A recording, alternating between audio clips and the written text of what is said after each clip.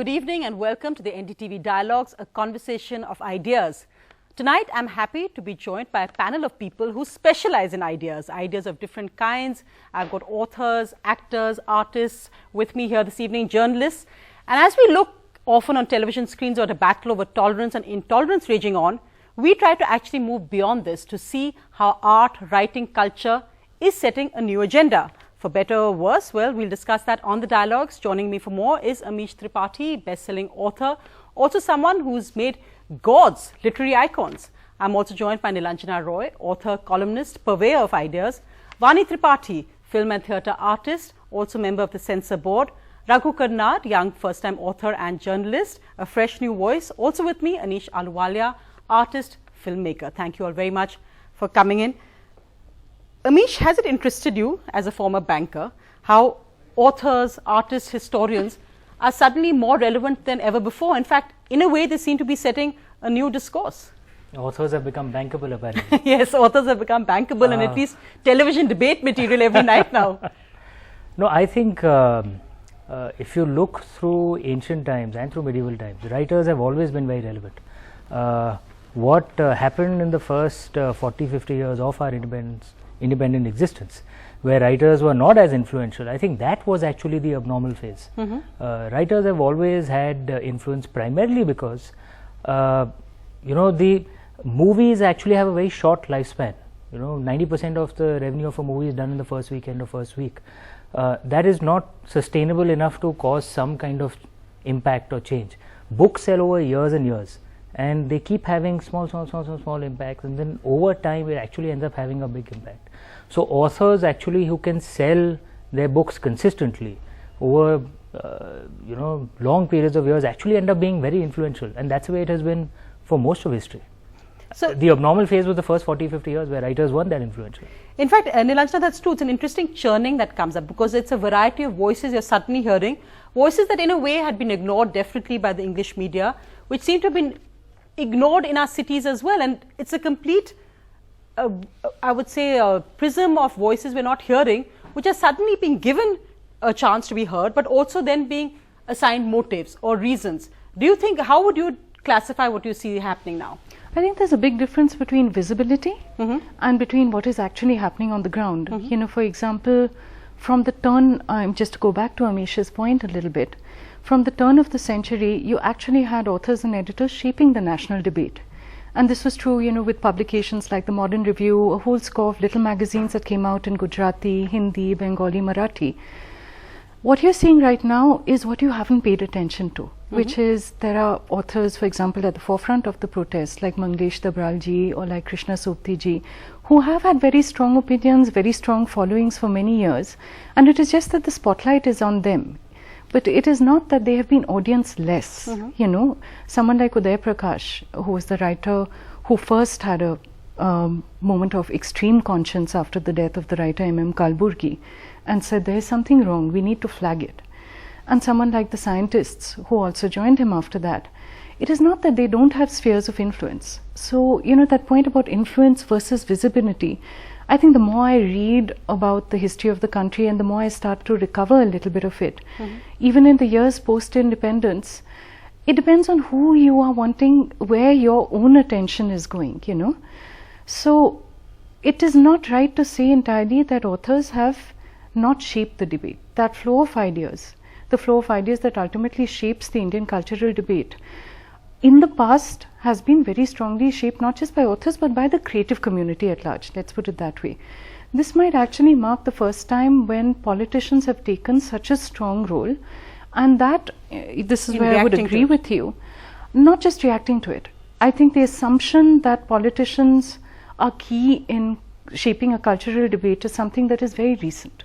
It's something that has happened really only over the last 30 years, as ideas, if you like, have been used as a kind of battlefield.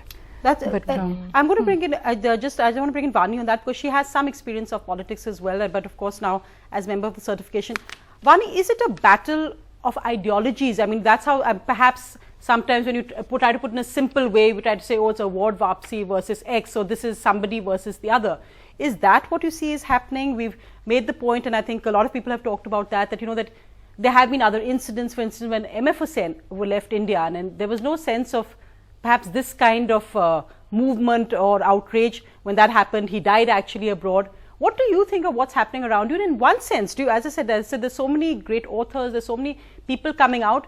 Are you excited by the fact that at least there's somebody listening to them now? They're, in a sense, politically relevant today. Well, let me first say that, this whole discourse of societal influences in politics coming into the art realm is not new. Let me remind you of the legendary Sahir Ludhianvi, who wrote for Gurudutt, Ahle Watan ki rakhwale kahan hain, kahan hain. And at that time, the analogy was that this is actually being written for Pandit Nehru. So, artists are absolutely, they are not from planet Mars. They are very much a part of the society, the milieu, the culture, the politics of the time. But there are diverse ways of, reacting to it. Some people write about it, some people, paint about it, some people do theatre, some people, everybody has a different sort of kind of expression to it. But I think, Sonia, we are also living in times where everything is also being read and seen. We are living in times of 24/7 media. And so these debates, this discourse has also changed. You also have a Facebook and a Twitter and a digital world which is screaming out loud, where opinions change every 30 seconds. So that world itself is also a response to a stimulus, which is happening around us. But yes, if people feel a certain way, they do sort of, react to it. The cinema of our times, this is great time for cinema. One discourse is the certification board is doing one kind of thing. It actually is not. It is being debated because we are probably finding, we are at that cusp where we actually have to go further, and we have to see and find that diatribe where liberalism versus, conservative thought, if at all it would find, something like a mid area. But I think these are exciting times. Only if we were to not get trapped in the language which is being used, if we were to look beyond and seriously look at the discourse that we are a part of, a changing society, a young country, more than 60% of India being under 40, we are a young country, we are aspirational today. I think that also is getting reflected in these dialogues which are happening around us. I want to come back to that censorship aspect, but I want to bring in Anish Ahluwalia, because Anish actually was a part of the Jaipur Art Summit, and he was there when there was this whole controversy about this plastic cow. And Anish, when we talk about censorship, why don't you tell us what happened with the police there? This work was made by one of the Sandarbh residency artists, Siddharth Kararwal, and it was called Bovine Divine. And he wanted to talk about how we abandon animals, after they are of no use to us, and they end up on the street scavenging and eating plastic and choking to death. So it was a very harmless kind of an idea that he came up with, and he tied the cow sculpture to a hot air balloon and sort of raised it in the sky about 100 feet or so. And somebody called the police. I asked them, I engaged with them for a couple of hours. He said, whose sentiments are hurt, So they were not able to tell me whether it's one person's sentiment were hurt or many. They said, we got a call on 100, the helpline, and so we came to take an action. I said, there are like 300 paintings in Jaipur Art Summit, and there are a lot of them are of women. And I can easily point out at one painting, he said, this is hurting my sensibility. I think this is like, vulgar. Would you take it down just because I call? He said, no, you call number 100. I said, but you are right there. He said, no, you call 100. It's like ridiculous, the irrationality is always ridiculous, and that is how it assumes the scary dimensions, And they asked you if the plastic cow was dead or alive. And later when we were interrogated very seriously, so he says, what did you hang? I say, it was a sculpture of a cow. I said, but was it a dead or alive? I said, it's a plastic sculpture. He said, but was it a dead or alive, So I said, it is beyond dead or alive. So he looked at me like very philosophically and, very vacuum kind of a thing, and then he just walked away. The debate was solved, And the best thing is the police officer, the station house in charge, he did not even realize that we were not the artists. We were the ones who were generally defending the work. So he says, so who made the work? I said, Siddharth Kararwal. Where is he? He said, we don't know. So why were you arguing? So it was, yes, yeah. So it was. No, but it's in fact, Raghu Karnad, if you can come in, and that is somebody who deals with ideas as a journalist, as an author. Do you think it's interesting how the battlefield as such is now about ideas? I mean, there could be so many other battlefields which could be waged, whether it's in the area of health, whether it's in the area of malnutrition, whether it's in the area of economy, but the battles that are being waged are on ideas. Well, it's become quite clear that the debates that we all wanted to have and that were largely largely behind the verdict of last year's election aren't happening how we expected. What's happened instead is that what used to be this adversarial opposition has now occupied the position that the Congress used to occupy in terms of most of its policies. And the Congress has switched positions and is now occupying the role of a noisy opposition and a disruptive opposition. And it's almost like nothing in that realm is capable of change, which is fairly depressing, actually. But so it suits I think it suits the interests of both political parties to move the debate and to move the attention of people into these very fractious arguments about culture and about art and about writing. And in that respect, it's possible to create a new controversy every day because it's a hugely creative country. And in some ways, I think it's never been more creative. And it also then serves people's interests to force those controversies into left versus right. The Bangalore Literary Fest, in fact, where you had writers pull out because they don't agree with the point of view. I mean, that seems to almost undermine what a literary fest should be about. I think to some extent, but what I find interesting is that when you look at what is actually being created, when you look at the places where people are actually making work, the kinds of tensions that you see coming up there aren't about whether they're leftist or rightist or what their explicit political views are. It often looks like a generational tension. Mm-hmm. When I look at the kind of work that's being created, I've never seen more strength in young voices. I'll just give you a random example. Yesterday was the first screening of the film Court in Bangalore, and it felt like the entire city was there. Mm-hmm. Unfortunately, it was screened in a place that only seated 150, and there was like a very different kind of riot outside. Mm-hmm. So Court, the director's in his 20s, but even more interestingly, the producer is something like 35 or 36. And even that is still filmmaking. Another example is this young Tamil woman who decides to make a rap video about mercury poisoning in Kodaikanal and sets it to the soundtrack of Nicki Minaj's Anaconda. Mm-hmm. I mean, it doesn't get more hip than that. And what does she get? She gets 3 million views on YouTube. So there's an incredible new kind of creativity and potential coming out of that. And sometimes that's going to clash with frankly, the reactionary old men who are being put in the position to control it and being asked to regulate it. Amish, in fact, in that one, history is such a hot spot now. We just had the ICHR head resign, but there was such controversy about it. History is such a hot spot, and you maybe this is coming from a banking background, that why is this all being debated? Where's the data when we talk about intolerance, when we talk about other issues that are being raised now? Why is it being raised now, and where's the data to support this?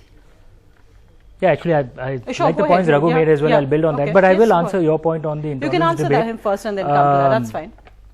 On the intolerance debate, yes, I've made this point publicly that, and with deep respect, and all the writers who have returned their awards are my seniors. They've written for far longer than I have. So I'm saying with utmost respect that, frankly, the data does not show that religious violence has gone up in India. Not just now, but even over the last 50 years, actually, religious violence has actually been a minuscule portion of unnatural deaths in India. And my concern is with that the entire public debate being hijacked by this issue. We are losing sight of the real serious problems that our country does face. There's serious agricultural distress. There has been no reforms in the agricultural space for the last 25-30 years. More farmers commit suicide in a single year than all the people who've died in all the religious violence cumulatively in the last 50 years. Groundwater levels are down to disastrous levels. Nothing is happening on that, and there's no media focus, there's no public debate focus on this. There's a serious problem of the oppression of women. 5 lakh women are killed in the womb every single year. So more women die in the womb within just a month than all the people who've died in all religious violence cumulatively in the last 50 years. Are we focused on this issue? No. So it's one of the things that I try and point out, that perhaps our public debate needs to calm down a bit, and we need to look at data to figure out what are the issues to focus on, rather than getting into a debate of this is my gut feeling. If you're arguing between gut feelings, two opposing gut feelings, how are you going to resolve that debate? There's no way to resolve it. And secondly, on that issue, I think Raghu made a very interesting point on the cultural impact that's happening in the modern day. And then yes, India has always actually been a very creative country. And I think politics is a part of most human activity. Even a child will try to play the one parent against the other. That's politics. The only thing is, there are amateur politicians and there are professional politicians. The problem happens when you merge the two. Like, all of us might dance at a party, but that doesn't mean we should go on stage and dance.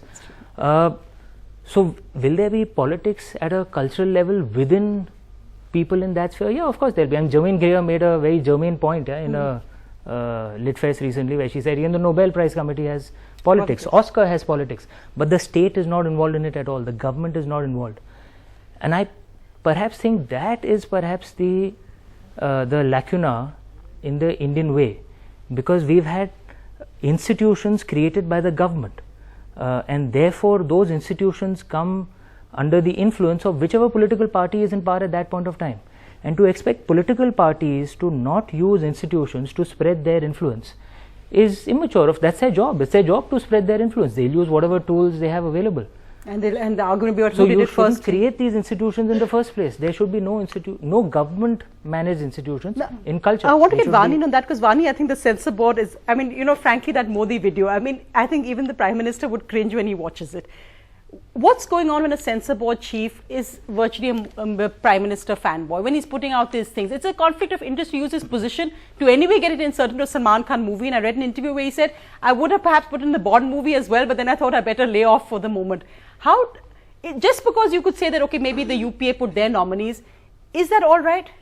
Well, I've said this before, and I think that the moment I was appointed on the board, one of the first dialogue episodes I did was with you. And it was, of course, about censorship in India today.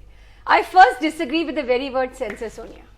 Censor is a word which was used by the Britishers for propaganda to actually, block information, because we were a colony to the British. We are a certification board, period. We have no business to take decision on anybody's creative content, period. We are only there to see what is deemed fit for universal viewing and adult viewing. Very much like the United States, where you have rating programs. There's PG, there's 13, there is R, there is so on and so forth. The point is that the board itself is not a monolith, Sonia. We also have a big patthar around our neck, which is the 1952 Cinematograph Act. So we are bound by those guidelines, which are as redundant as whatever was happening in 1952. There was brilliant cinema happening in 1952, but in 2015, those guidelines are not relevant anymore. So of course, it's needs amendment. It needs to be revisited.